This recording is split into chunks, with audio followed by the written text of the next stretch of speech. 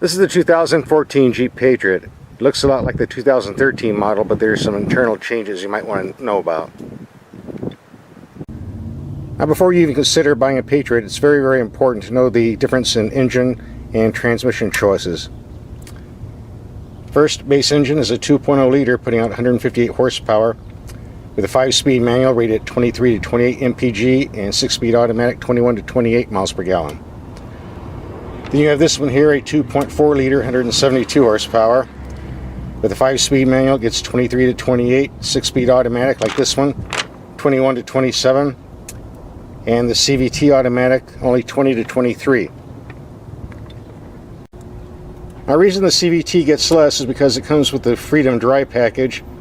It includes a 4x4 locking system and low-range gearing for off-roading, as well as bigger tires, full spare, hill descent control, tow hooks, and skid plates.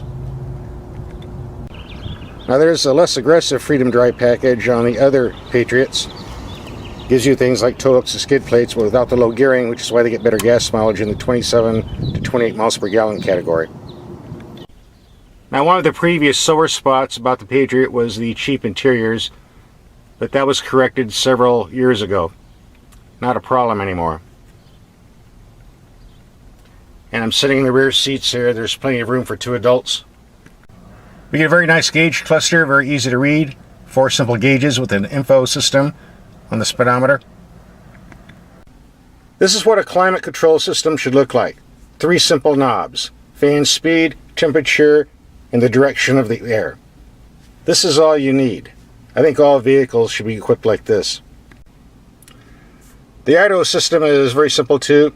You get a volume knob and then just press the station you want here. By the way, there's a button behind the steering wheel that also chooses the station, and another button that controls the volume so you don't have to take your hands off the wheel. This is a good setup too. Not much room in this glove box, which doesn't have a lock, by the way, but fortunately all the information you need is on a CD, which gives you some room. The rocker panels under the door are rather narrow, so you won't be rubbing your pants legs on the bodywork and getting yourself dirty. Another good move. One of the advantages of having a small vehicle like the Patriot, it makes it a breeze when negotiating these narrow trails like we're doing here. It keeps the thorn bushes from scratching off all my paint. You can't do this with a larger vehicle.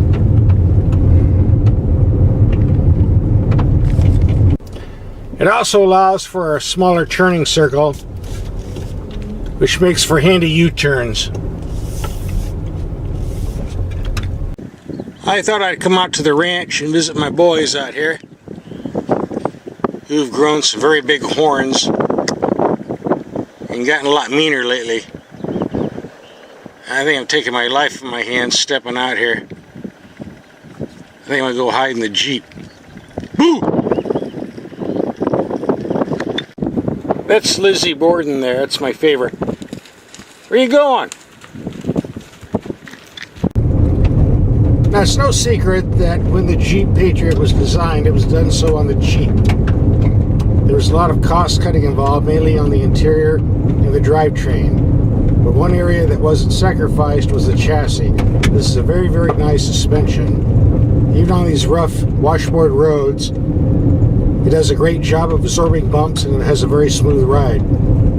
Add to that the excellent responsive steering and the superb 4-wheel disc brakes, and there's no problem here. This is a very, very good suspension brake steering system. Far superior to others I've driven in a far more expensive price class. Yeah, we finally got civilization. Unfortunately, the road gets a lot rougher here. We'll see how this vehicle holds up. Woo!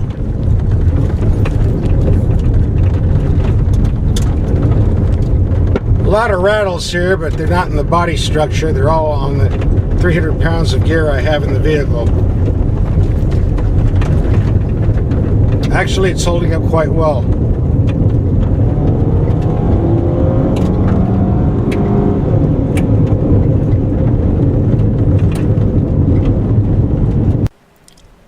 Now, one of the advantages of four-wheeling is you get to visit strange and unusual places. I've always wanted to see what's in this place here, so let's go take a peek. Anybody home? Let's see what's in this door here.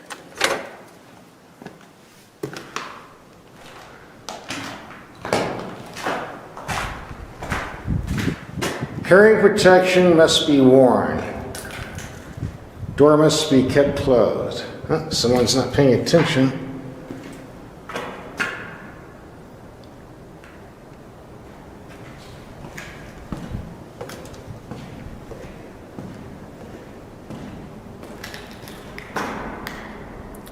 Oh, I found a place to have a nice party this weekend. Party time! No exit. Well, apparently not.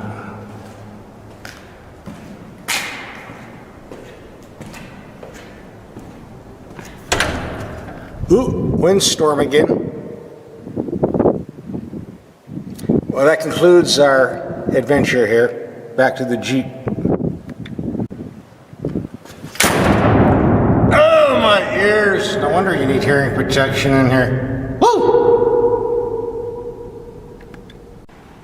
Now, one of the complaints that journalists have bitched about on the Patriot is it has very low cargo space compared to other vehicles. And technically that's true. Only 23 cubic feet in the rear or 53 cubic feet with the seats folded. But there's a reason for that, and the reason is this is a smaller vehicle. It's kind of like complaining about a Corvette not having luggage space. Kind of stupid. But as you can see, I packed an awful lot of stuff back here. Lots of stuff.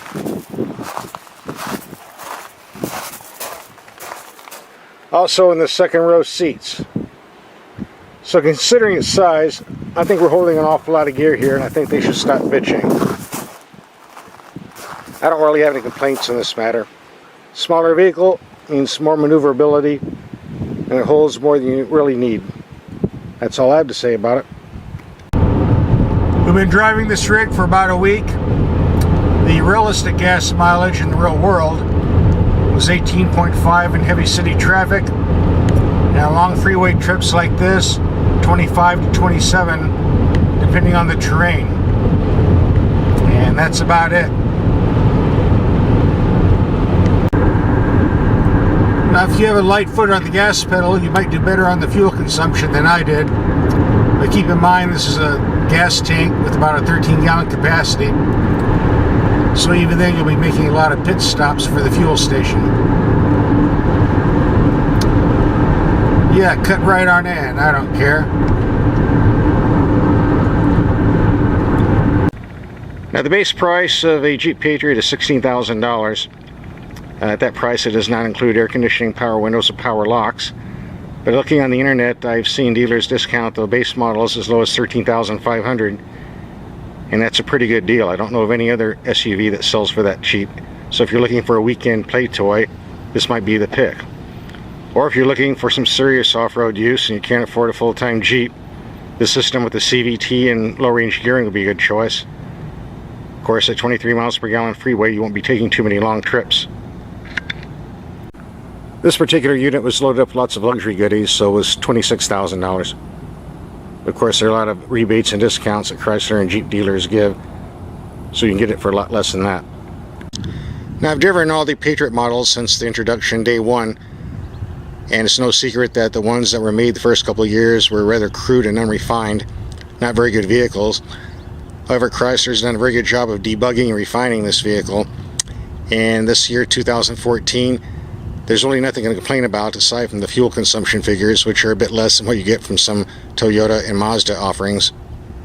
But aside from that, if you equip this for your driving conditions you're going to be using, this is actually an underrated, very good vehicle. Worth taking a look if you're looking for a compact SUV for some off-road use. Here's my favorite bumper sticker, "Unhappy with the economy, buy American." I wonder how happy you'd be if you knew that Chevy trucks are now assembled in Mexico. This is the 2014 Jeep Cherokee with the off-roading Trailhawk package. Now this package starts out with red tow hooks front and rear, skid plates under the engine, rear axle locker. With the 4-cylinder engine, the core ratio is 56:1. The V6, it's 47:1. I know this vehicle's gotten some bad reviews on the looks. I don't care what they say. I think this is a very good looking vehicle, especially with the red paint and that black stripe on the hood. Nice looking wheels too. No complaints from me. In 4-wheel drive low, the Trailhawk has locking differentials for crawling through goop like this. But we're driving on the street today. We'll be off-roading tomorrow.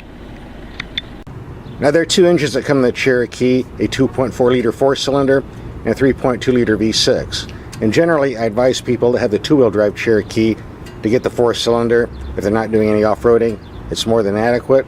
But for off-roading, I usually recommend the V6. In this case, Jeep sent me the 4-cylinder with the Trailhawk package. I'm kind of skeptical to see if this is going to have enough power, but we'll find out as we start driving it more.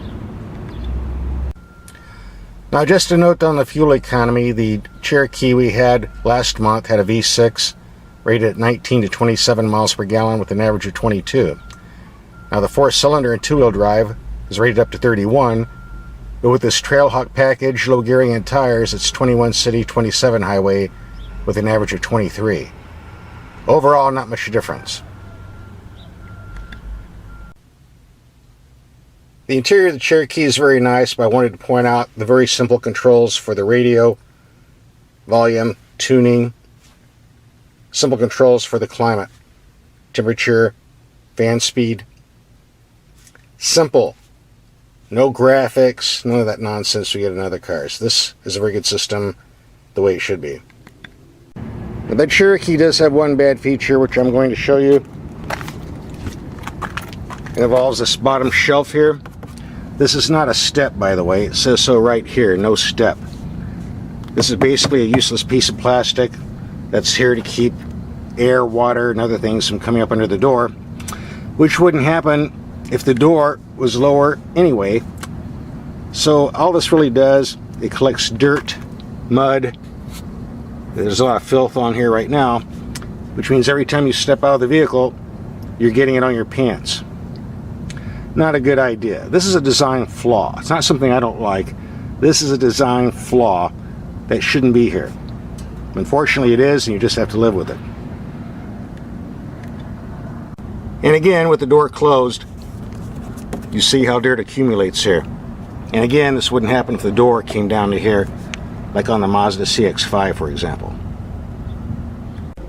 Now there's several things I've noticed when driving the Trailhawk. Number one, the acceleration of this 4-cylinder is not that bad. A little bit on the noisy side, but not bad. And number two, this is one of the best handling SUVs I've ever driven, especially with the wide tires on the Trailhawk. Steering's a little heavy, but very responsive. Drives like a sports car and a very comfortable ride, so I have no complaints there either.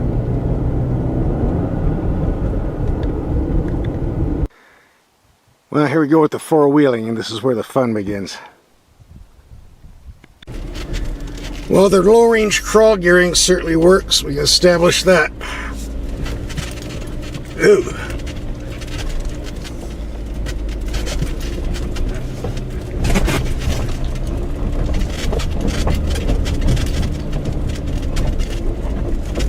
Good, let's fall off the cliff. This is a very nasty road with some big bumpy rocks. In spite of that, we made it down this trail. No problem whatsoever. Not one scratch. Yet. You think we're going to make it up the hill alive? Maybe. We'll see. I'll let you drive. How's that? Okay, I'm ready. If you go over the edge of the cliff, I'll wave. Well, we just got doing some of the roughest roads in Arizona. If it wasn't for the locking differentials, I don't think we would have gotten out. But we never bottomed out or scratched anything. This is a very capable vehicle. Now, we already covered the Jeep Cherokee in its entirety in another video. In this one, we're only concerned with two things on the Trailhawk package. Number one, can it perform on the same level as the Jeep Wrangler? And number two, which engine should you get, the 4-cylinder or V6? As far as off-roading ability, the locking differentials, ground clearance that's raised from 7.7 to 8.7 inches with the Trailhawk package over the standard Cherokee, and the simple-to-use off-road system, 4-wheel drive low, a computer system that goes for rock, sand, mud, and snow. Overall, the Trailhawk package can compete with many of the Jeep Wranglers when it comes to off-road performance. Naturally, it won't do so with the upgraded Rubicon with higher ground clearance and more options, but it can hold its own with many of them, and it's very capable. In terms of engine performance, the 2.4 liter 4-cylinder performed quite well, even when we had the vehicle loaded to the maximum with people in gear and climbing steep grades on the highway. Performance was fine, although I think a lot of the credit should go to the 9-speed automatic transmission as well as the engine. But on the other hand, the fuel mileage was no different than the standard vehicle with optional V6. Both of them got 21 miles per gallon in mixed city driving, and on the highway the best we did was 23 miles per gallon, loaded with a full set of gear and people. That's certainly understandable because you have a lot of air rushing underneath this high ground clearance, causes a lot of drag. So whether the V6 would have done better or worse is open to speculation. It's like this: if you've got a Trailhawk with a 4-cylinder, you'll be fine. But frankly, I think I'd spend the extra $1,500 and get the V6. I don't think you're going to lose that much in fuel economy. Just the extra $1,500 you got to fork up in the beginning that's going to hurt you. Either way, your choice. Thank you so much for watching our video. Tune in next week for another exciting chapter of our contest.